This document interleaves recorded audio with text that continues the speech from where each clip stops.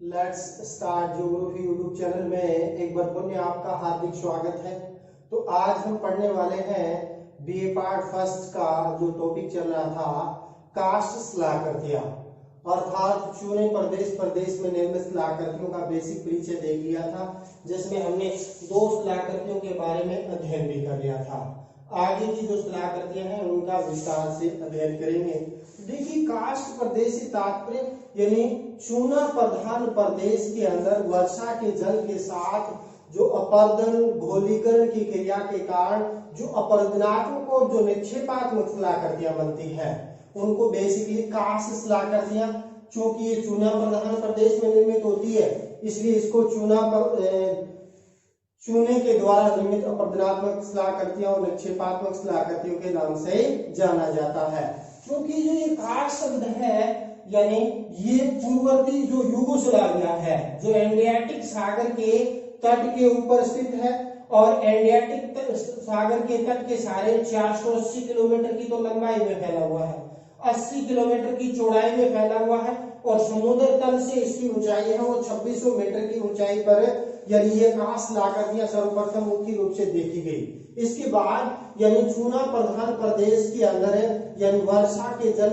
के द्वारा या भूमिगत जल के द्वारा जो निर्मित शिलाकृतियां होती है उनके लिए यानी कास्ट शब्द पड़ गया, विकास शिलाकृतियां है ये, चाहे वो अपरदनात्मक हो या निक्षेपात्मक शिलाकृतियों। तो यानी चूना प्रधान प्रदेश के अंदर वर्षा के जल के साथ अपर्दन घोलीकरण और निक्षेपण क्रिया के द्वारा जो निर्मित शिलाकृतियां होती है उन्हें चूना प्रधान शिलाकृतियां या इसको कास्ट शिलाकृति के नाम से जाना जाता है। सर्वप्रथम आपने देखा था अपरदनात्मक शिलाकृतियों का अध्ययन कर रहे थे, लैपीज के बारे में देखा था कि जो लाइमस्टोन या चूना प्रधान प्रदेशों के अंदर मुख्य रूप से क्या है वर्षा के जल के साथ यानी क्या होता है अपर्दन घोलीकरण की क्रिया के कारण यानी वहां शिखरिका और विदर युक्त यानी उत्खार जो शिलाकृति बनती है, तीक्ष्ण काटक नुमा जो शिलाकृति होती है जिस पर नग्न यानी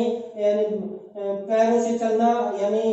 चल नहीं सकते, तो ऐसी जो शिलाकृति है उसको लैपीज के नाम से क्या है जाना जाता है। इसको यानी इंग्लैंड में क्लिंट के नाम से जाना जाता है, जर्मनी देश है वहां इस लैपीज को कैरेन नाम से जाना जाता है, जो मुख्य रूप से क्या है यानी एविलिया वाला जो क्षेत्र है वहां इसको बोगाज के नाम से जाना जाता है और जो डार्मेशिया का जो तट है वहां इसको लैपीज के नाम से जाना जाता है। दूसरी शिलाकृति हम देखते हैं घोल रंध्र, यानी क्या होता है यानी चूना प्रधान प्रदेश के अंदर यानी चट्टानों के अंदर छोटे छोटे रंध्र होते हैं और जब उसमें वर्षा का जल यानी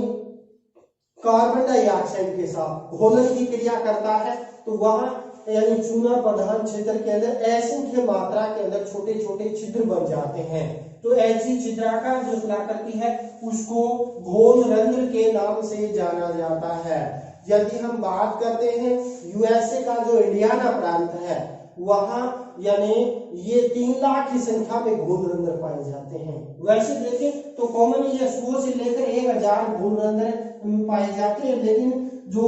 यूएसए का जो इंडियाना प्रांत है वहां 3 लाख घोल रंध्र भी पाए जाते हैं। जब ये घोल रंध्र बनते हैं इनकी आकृति लगभग 2 आकार की बनती है, एक तो बेलन जैसी बनती है इसलिए इस घोल रंध्र को बेलनाकार घोल रंध्र कहते हैं, यदि दूसरी यदि कीपाकार आकृति के अंदर घोल रंध्र बनते हैं तो उसको कीपाकार घोल रंध्र के नाम से जाना जाता है। इसके बाद नेक्स्ट आकृति हम अध्ययन करते हैं विलेन रंध्र किसे कहते हैं। देखिए, जब कई घोल रंध्र आपस में मुख्य रूप से मिल जाते हैं, वो मिलेंगे कब जब वर्षा के जल के साथ घोलीकरण की क्रिया होगी, उसमें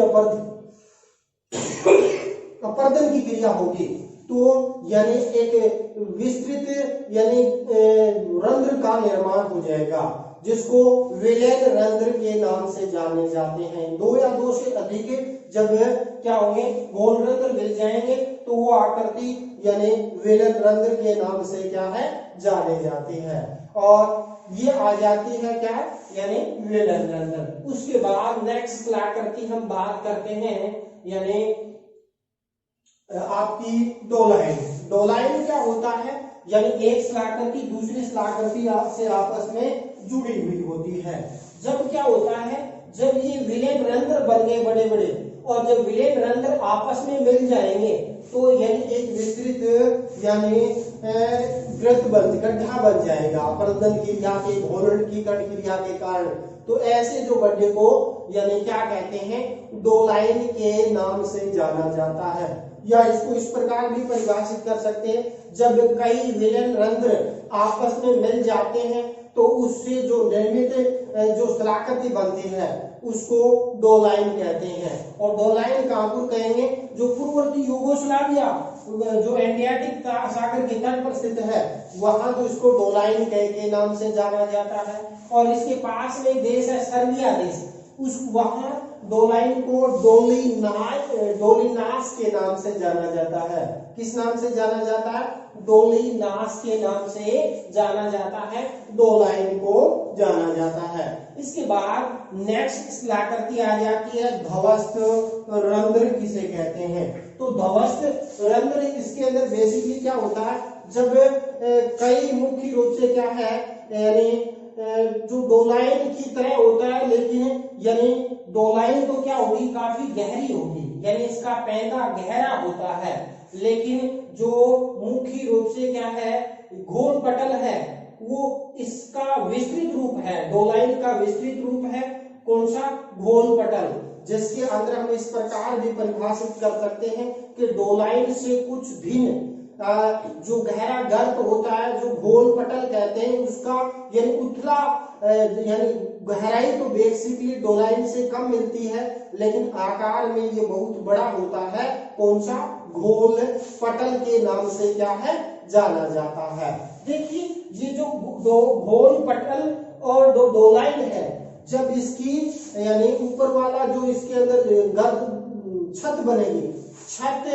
जब ध्वस्त हो जाती है तो वो शिलाकृति क्या कहलाती है, ध्वस्त रंध्र, यानी ऊपर वाली जो दीवार होती है, और ये दीवार के अंदर कई छिद्र होते हैं, और ये दीवार जब धस जाएगी तो उससे जो शिलाकृति बनती है उसको मुख्य रूप से क्या है, ध्वस्त रंध्र के नाम से जाना जाता है। तो ध्वस्त रंध्र को हम इस प्रकार परिभाषित कर सकते हैं, जब मुख्य रूप से क्या है डोलाइन या डोलिनास की ऊपर वाली जो छत है या ऊपर वाला जो मुख्य रूप से भाग है वो अचानक मुख्य रूप से ध्वस्त हो जाने से जो शिलाकृति बनती है उसको बेसिकली ध्वस्त रंध्र के नाम से जाना जाता है। इसके बाद हम नेक्स्ट शिलाकृति बात करते हैं, यानी डोलाइन यानी घोल पटल हो गया, डोलाइन का विस्तृत रूप होता है लेकिन गहराई कम, चौड़ाई और लंबाई इसकी ज्यादा होती है। तो डोलाइन का जो विस्तृत रूप होता है वो मुख्य रूप से क्या घोल पटल कहलाता है, लेकिन घोल पटल डोलाइन की अपेक्षा कम गहरा होता है, उथला होता है, लंबाई चौड़ाई इसकी बेसिकली ज्यादा होती है। तो ये हो जाता है क्या, घोल पटल। इसके बाद हम बात करते हैं कास झील। कभी कभी क्या होता है, यानी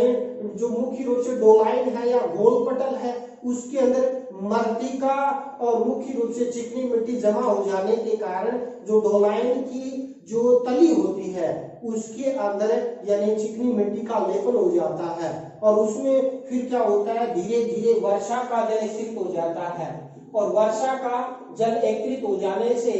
जो डोलाइन के अंदर जो झील बनती है उसको कहते हैं कास्ट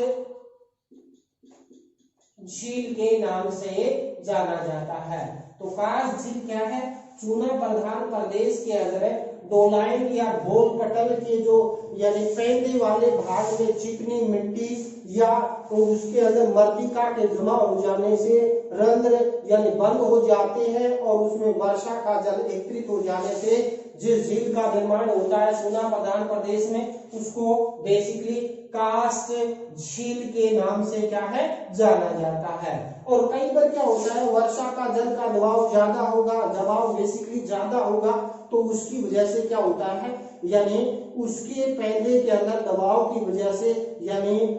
वो रंध्र खुल जाते हैं और वहां एक खिड़की का निर्माण हो जाता है जिससे जल अंदर तक चला जाता है। तो ऐसी जो यानी मुख्य चूना प्रधान प्रदेश के अंदर ऐसी जो शिलाकृति बनती है उसको बेसिकली कास्ट झील के नाम से इसके अंदर क्या है जाना जाता है। इसके बाद हम बात करते हैं युवाला क्या है भाई, तो यानी डोलाइन का जो विस्तृत रूप बनता है एक लंबे समय तक, यानी कई डोलाइन आपस में मिल जाए और कई डोलाइन आपस में मिल जाने हैं तो यानी विस्तृत गहरा गर्त गड्ढा बन जाता है जिसको हम सै कुंड के नाम से भी क्या है जाना जाता है, किसको युवाला। तो डोलाइन या डोलिनास जब कई आपस में मिल जाते हैं तो विस्तृत मुख्य रूप से क्या है गर्त बन जाता है, एक गड्ढा बन जाता है कास्ट में घोलीकरण की क्रिया के कारण, अपर्दन की क्रिया के कारण, निक्षालन की क्रिया के कारण। तो उसमें जो विस्तृत जो गड्ढा बनेगा, ऐसे जो विस्तृत नुमा जो गड्ढा बनता है उसको बेसिकली क्या कहा जाता है, यानी युवाला कहा जाता है। सेकंड होता है ये गहराई इसकी बेसिकली ज्यादा होती है। फिर आता है जामा, तो युवाला का छोटा रूप जामा कहलाता है। क्या कहलाता है, यानी युवाला का छोटा रूप जामा कहलाता है, जो बेसिकली डोलाइन से तो बड़ा होता है और युवाला से छोटा होता है। जो बीच की जो शिलाकृति होती है जो चूना प्रधान प्रदेश में यूं कहें कि मुख्य रूप से क्या है वर्षा के जल के द्वारा घोलीकरण अपर्दन के कारण क्या है जो छोटी युवाला बनती है, जो बेसिकली डोलाइन से बड़ी और युवाला से छोटी होती है, ऐसी शिलाकृति को जामा के नाम से जाना जाता है। तो इसके बाद ये पोलिये कंदरा पुनार ये बेसिकली नेक्स्ट चैप्टर में पढ़ेंगे। हालांकि युवाला का विस्तृत रूप पोलिये है, जब कई युवालाएं आपस में मिलेंगी तो पोलिये का निर्माण इसके अंदर होगा। तो आज हमने यानी बेसिकली देखा यानी लैपिस, घोल पटल, वेलन रंध्र, डोलाइन, धवस्त रंध्र, घोल पटल, कास्ट झील और कास्ट खिड़की, युवाला और जामा। तो इसके अंदर एक शिलाकृति दूसरी शिलाकृति से आपस में कोरिलेटेड है। तो इन शिलाकृतियों को बाकी जो अपरदनात्मक शिलाकृतियां हैं और इसके बाद जो ये निक्षेपात्मक शिलाकृतियां हैं इनका विस्तार से अध्ययन अगले वीडियो के अंदर करेंगे। तो इसी के साथ आज का टॉपिक अपने यहीं समाप्त करते हैं। जय हिंद, जय भारत।